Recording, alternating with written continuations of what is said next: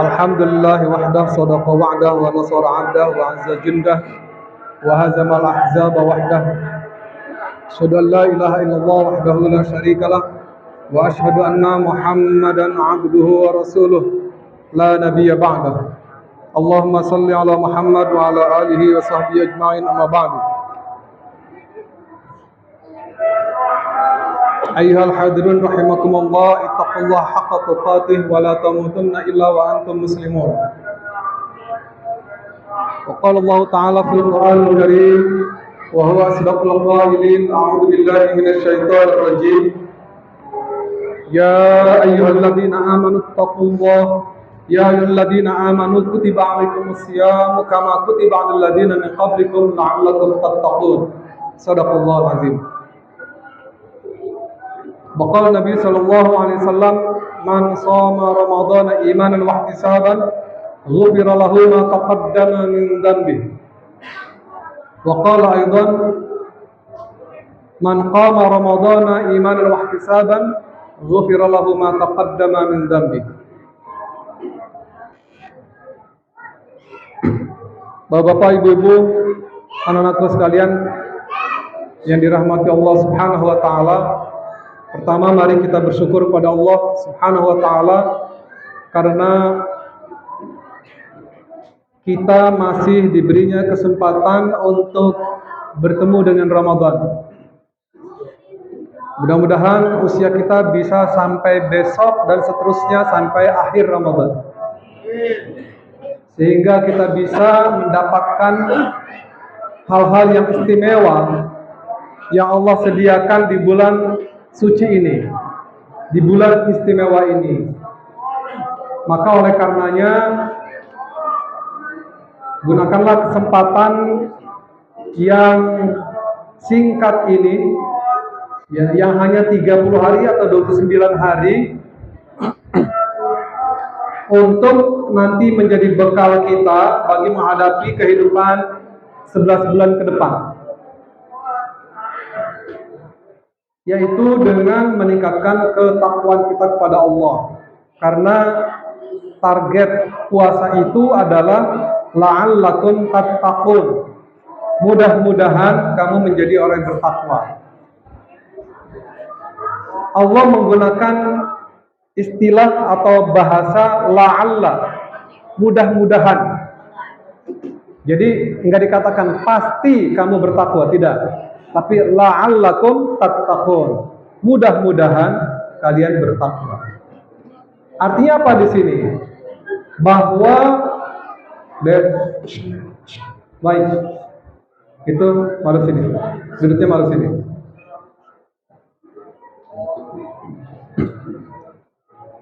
Ya, bertakwa itu adalah merupakan target yang harus berusaha kita capai. Ya, jadi bukan dengan berpuasa lalu otomatis jadi orang bertakwa. Kenapa? Karena ternyata sebagaimana yang Rasulullah sendiri khawatirkan, ya, mengkhawatirkan umatnya, yaitu bahwa berapa banyak orang yang berpuasa tapi tidak dapat apa-apa. Dia cuma dapat lapar dan dahaga saja.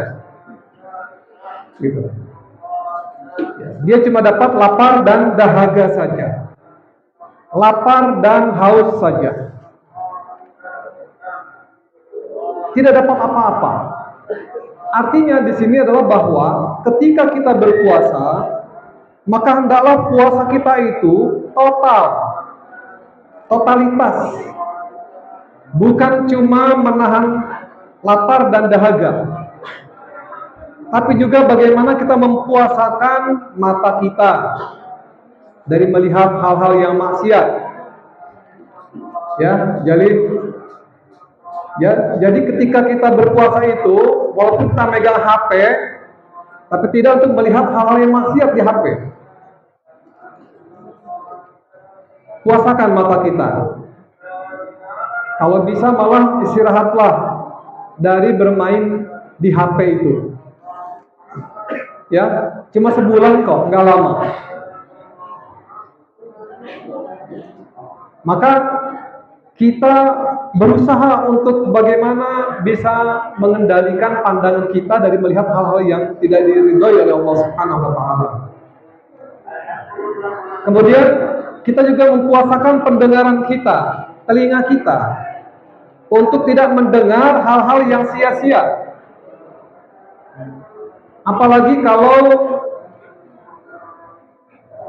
kita ikut mendengarkan ghibah, membicarakan keburukan orang lain, membicarakan keburukan tetangga, membicarakan keburukan suami para istri ini, atau suami membicarakan keburukan istri, atau istri tetangga, atau teman-teman, atau siapapun yang dibicarakan adalah hal-hal yang buruk, yang tentu terjadi atau walaupun sudah terjadi, tetapi itu ketika dibicarakan akan menyebabkan ketidaksukaan orang yang dibicarakan. Itu ghibah namanya. Nah, hindari telinga kita mendengarkan hal-hal yang ghibah tadi, atau menghindari pendengaran kita dari mendengar musik yang melalaikan. Musik yang melalaikan. Gara-gara musik lalu kita menjadi baper, ya. Gara-gara musik lalu kita menjadi beringas. Kan ada ya musik metal menyebabkan orang beringas mendengarnya. Atau yang mendayu-dayu yang menyebabkan kita menjadi baperan. Nah, musik-musik seperti itu hindari. Ya, jauhkan itu. Supaya puasa kita tidak sia-sia. Gitu. Jadi di ujung nanti, di akhir puasa kita itu, kita mendapatkan ketakwaan. Untuk apa sih kita bertakwa? Untuk kita mendapatkan janji-janji Allah. Karena Allah berjanji hanya untuk yang bertakwa saja. Ya, hanya untuk yang bertakwa saja. Jadi kalau kita ingin dapatkan jaminan, ingin dapatkan janji-janji baik dari Allah Subhanahu wa taala, ya, janji-janji surga, janji-janji pahala, itu kalau kita bertakwa. Sebagaimana yang sering saya sampaikan dalam setiap ceramah saya, may yattaqillaha yaj'al lahu makhraja wa yarzuqhu min haitsu la yahtasib. Barang siapa yang bertakwa kepada Allah, maka Allah akan bukakan jalan keluar dari segala kesulitan. Itu janji Allah. Kepada siapa? Kepada yang bertakwa saja. Kepada yang tidak bertakwa tidak dijanjikan. Atau kepada yang beriman. Orang yang beriman mendapatkan juga janji Allah. Ya. Kata Allah, ya ayyuhalladzina amanu in tansurullaha yansurkum wa yuthabbit aqdamakum. Wahai orang yang beriman, kalau kamu menolong agama Allah, maka Allah akan tolong kamu dan akan diteguhkan pendirianmu dengan keimananmu itu. Jadi ini janji hanya diberikan kepada orang yang beriman dan bertakwa. Atau ada ayat janji lain dari Allah Subhanahu wa taala. Walau anna 'alal qura amanu wattaqau la fatahna 'alaihim barakatin minas sama'i wal ardh. Kalau saja penduduk sebuah negeri itu beriman dan bertakwa, maka pasti aku bukakan pintu keberkahan dari langit dan dari bumi. Itu janji Allah. Dan janji Allah pasti benar. Pasti dia wujudkan. Allah tidak mungkin mengingkari janjinya. Ya. Jadi kalau selama ini mungkin kita sering berdoa, memohon pertolongan Allah, ya. Tetapi sepertinya kok nggak dijawab-jawab oleh Allah. Padahal Allah pasti menjawab sebenarnya. Selama doanya benar.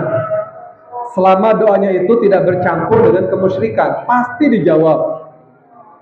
Sering saya katakan, cara menjawab Allah, cara menjawab doa kita itu, ya, Allah menjawab doa kita itu pertama adalah dengan cara langsung dikabulkan apa yang kita minta.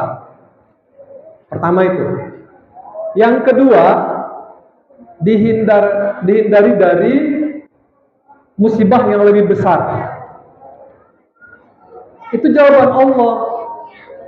Kalau suatu saat kita kesandung sampai lecet kaki kita, siapa tahu itu jawaban Allah atas doa-doa kita. Agar ternyata kita dihindari oleh Allah dari musibah yang lebih besar. Misalnya. Makanya kalau kita kepleset, kesandung, nggak usah marah-marah sama batu atau sama kulit pisang. Cukup kita beristighfar. Ya. Dan yakin bahwa itu jawaban Allah atas doa-doa kita. Bahwa kita ini dihindari dari musibah yang lebih besar. Yang ketiga, cara Allah menjawab itu adalah dengan menyimpan doa kita sampai yaumil hisab nanti. Jadi itu simpanan, tabungan pahala kita. Ya, setiap kita berdoa itu dapat pahala. Pahalanya itu oleh Allah disimpan. Nanti ketika akan dimizan, ditimbang oleh Allah, maka pahala-pahala doa itu akan ditambahkan kepada pahala kebaikan kita. Sehingga menjadi lebih berat timbangan kebaikan kita itu dengan doa-doa kita. Maka oleh karenanya jangan pernah berputus asa dari kita meminta kepada Allah itu, ya. Karena kadang-kadang Allah menunda menjawab apa yang kita perlukan itu hingga puluhan tahun, seperti Nabi Zakaria ketika meminta anak. Ya, Nabi Zakaria menunggu selama kurang lebih 70 tahun, 80 tahun meminta anak dari istri yang mandul. Allah jawab ketika beliau berusia 80-an tahun. Istrinya sudah 70-an tahun yang mustahil hamil. Tapi Nabi Zakaria tidak pernah berputus asa untuk berdoa. Gitu. Allah jawab doanya setelah sekian puluh tahun. Maka oleh karenanya kalau kita berdoa jangan ngatur Allah. Ya, kalau kita berdoa itu jangan ngatur Allah. Ya Allah, aku maunya besok.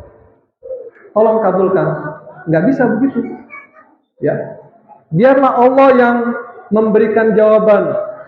Ya, sesuai kehendaknya, sesuai momennya, sesuai kemampuan kita. Jadi Allah itu ketika menjawab doa kita, itu disesuaikan dengan kemampuan kita menerima jawaban itu. Ya. Jadi kembali bahwa kalau kita beriman dan bertakwa, maka pasti Allah akan menolong kita. Kalau beriman dan bertakwa, Allah akan buka pintu keberkahan dari langit dan dari bumi. Sehingga apa yang turun dari langit itu tidak menjadi musibah buat kita, tidak menjadi bencana. Apa yang muncul dari bumi tidak menjadi bencana buat kita. Ya. Jadi ini yang harus kita raih selama Ramadan ini. Terus berusaha sekuat tenaga untuk kita meraih ketakwaan itu. Dan untuk meraih ketakwaan itu syaratnya adalah terus memperbaiki kualitas puasa kita. Ya.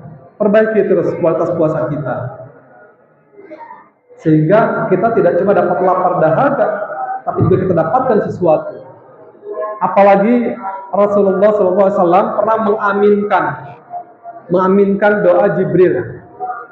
Ya, ketika Jibril berkata, rugilah atau celakalah orang yang berpuasa selama sebulan, tapi tidak mendapatkan ampunan Allah. Ya, diaminkan oleh Rasulullah. Biasanya Jibril mengaminkan doa Rasul, tapi ini dibalik. Jibril berdoa dan diaminkan oleh Rasulullah. Doanya adalah apa? Kalau seseorang itu melakukan ibadah Ramadan, baik siam maupun qiyam, ya, salat maupun puasa, tapi kemudian di ujungnya itu tidak mendapatkan ampunan Allah, maka kita harus betul-betul melihat, meneliti.